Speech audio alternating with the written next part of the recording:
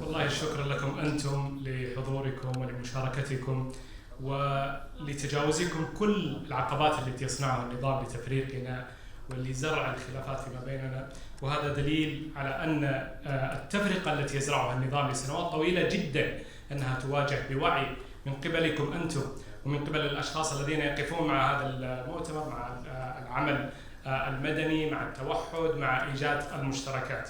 بعد العشرات من الاجتماعات التي مثل ما تفضل السادة لم يحضرها الجميع وليست ممثلة لكل المعارضة، لا نقول أنها ممثلة لكل المعارضة، ولكن عشرات الاجتماعات التي فتحت للجميع وكانت منصة للجميع وكانت مرحبة بالجميع، لم يستثنى منها أحد.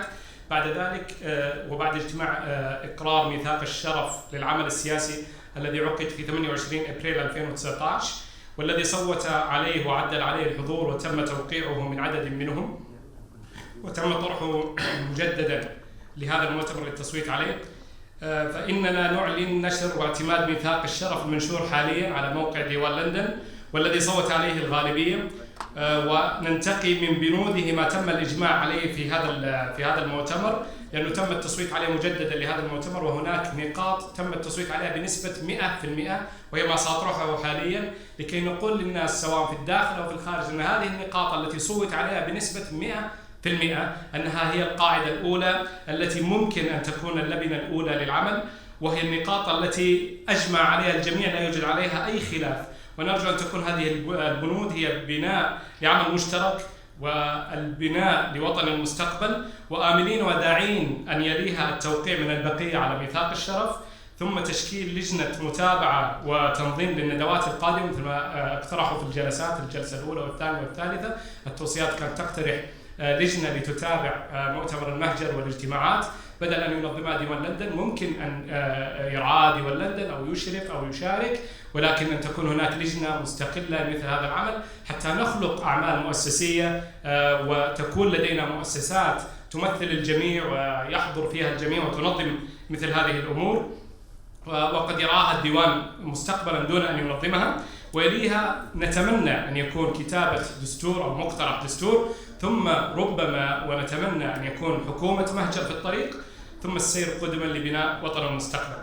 النقاط التي أجمع عليها الجميع بنسبة 100% دون أي خلاف ودون أي اعتراض من أي من المصوتين. واحد، رفض الاستبداد وكل أشكاله. قبل أن أدلف في النقاط، الميثاق الذي تم التوقيع عليه تم نشره في الموقع حاليا بعد أن يعتمد نهائيا، والنقاط هذه التي أجمع عليها أتلوها الآن سريعا، ثم هي موجودة أيضا سوف تنشر في الموقع حالا ونحن نتلو هذا البيان.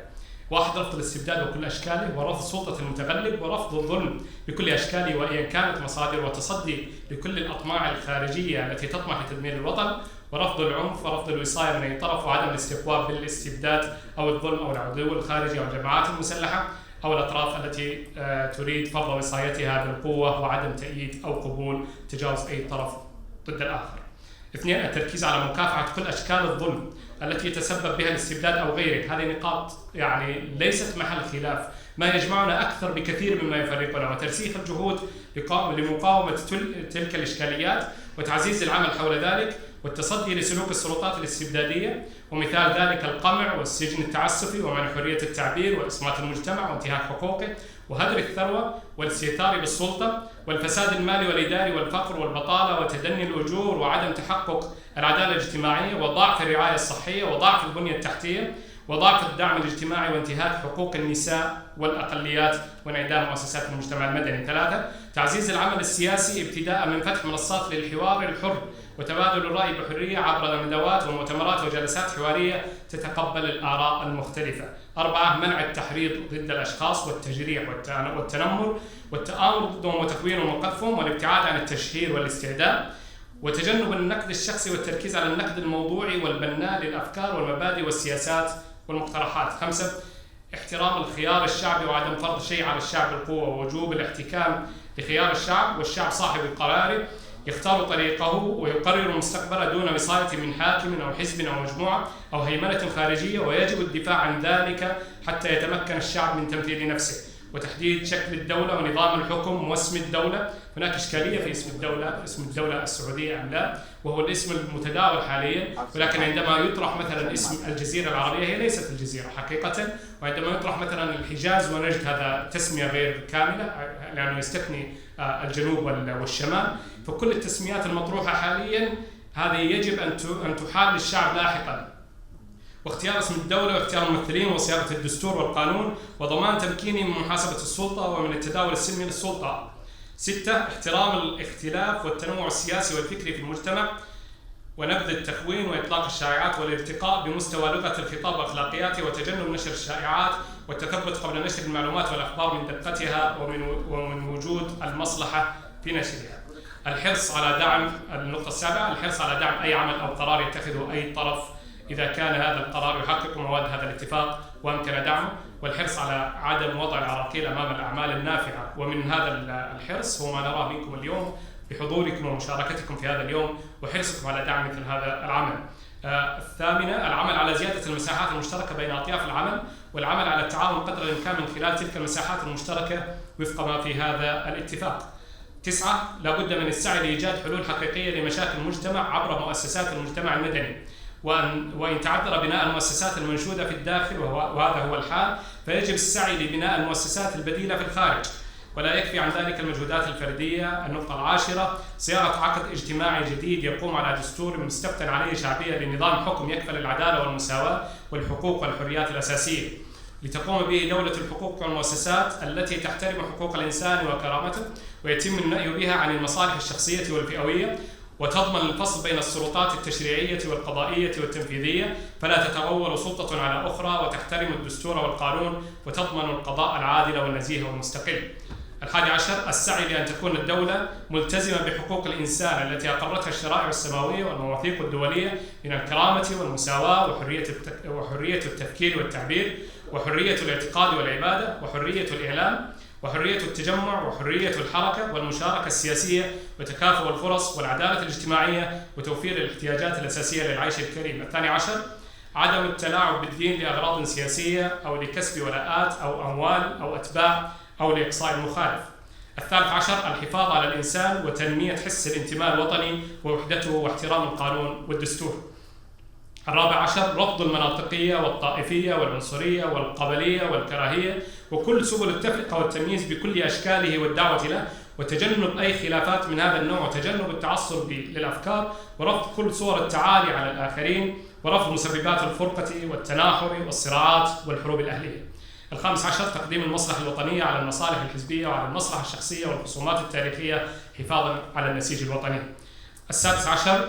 ينأى جميع الأطراف عن كافة الحلول السياسية التي تسهم في إطالة عمر الاستبداد، أو تسمح بالهيمنة الخارجية والتبعية، أو تفتح المجالات لخيارات من شأنها إعادة شكل الاستبداد أو الهيمنة الخارجية وتأجيل سيادة الشعب. 17.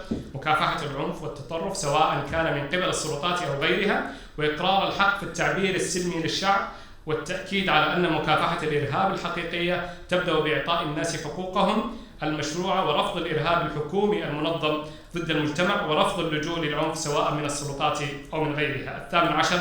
التأسيس لمكانة بلادنا اللائقة عربيا وإسلاميا وعالميا، والتأسيس لدبلوماسية متزنة وحكيمة تنبع من إدارة ومصلحة الشعب، وترتكز على تصحيح أخطاء السابق باحترام مبادئ حسن الجوار وسيادة الدول ومناصرة الحقوق واحترام الاتفاقات التي تمثل الشعب وتخدم مصالحه، وقبول الاتفاقات التي لم يتم أخذ رأي الشعب فيها بحرية تامة، وذلك بعد التصويت الشعبي عليها، لتكون محل مراجعة ونزول عند رغبة الشعب حيالها.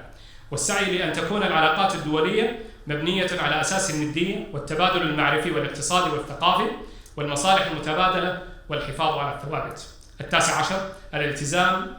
التزام الأحزاب والتنظيمات والأفراد بعدم التبعية للخارج، ولا يكون السياسي واجهة لغيره سواء كانت دولة أو غيرها، وهذا لا يتعارض مع أن يكون السياسي منظما لأحزاب أو تنظيمات أو تجمعات، ولكن لا يكون واجهة لها يقوم بعمل سياسي باسمه نيابة عنها. 20. العمل على تعديل القوانين المحلية المقيدة للشعب حتى يتم تفعيل رأي الشعب في تلك القوانين، والعمل على إلغاء كافة القوانين المقيدة للحقوق والممارسة السياسية، وإطلاق حرية الإعلام وحرية الرأي والتعبير وحرية التجمع، بما في ذلك حق التظاهر والإضراب السلميين والاجتماعات العامة والدعوة إليها والمشاركة فيها، وحرية إنشاء الجمعيات والنقابات. 21 لمن يوقعون هذا الاتفاق حق الدعاية السياسية للأحزاب أو الأفكار التي ينتمون لها ويؤمنون بها، وكذلك طريقة الحكم التي يرونها دون مصادرة حق الآخرين في ذلك وبما لا يخالف بنود هذا الاتفاق. النقطة الأخيرة: تلتزم جميع الأطراف باحترام ما يتم الاتفاق عليه من هذه النقاط، واعتبارها مخرجات للجلسات الماضية والمؤتمرات السابقة حتى المؤتمر الثالث للمهجر، ملزمة ضابطة لسلوك العمل السياسي، والله على ما نقول شهيد. جزيل الشكر لكم جميعا ولكم كل التحية.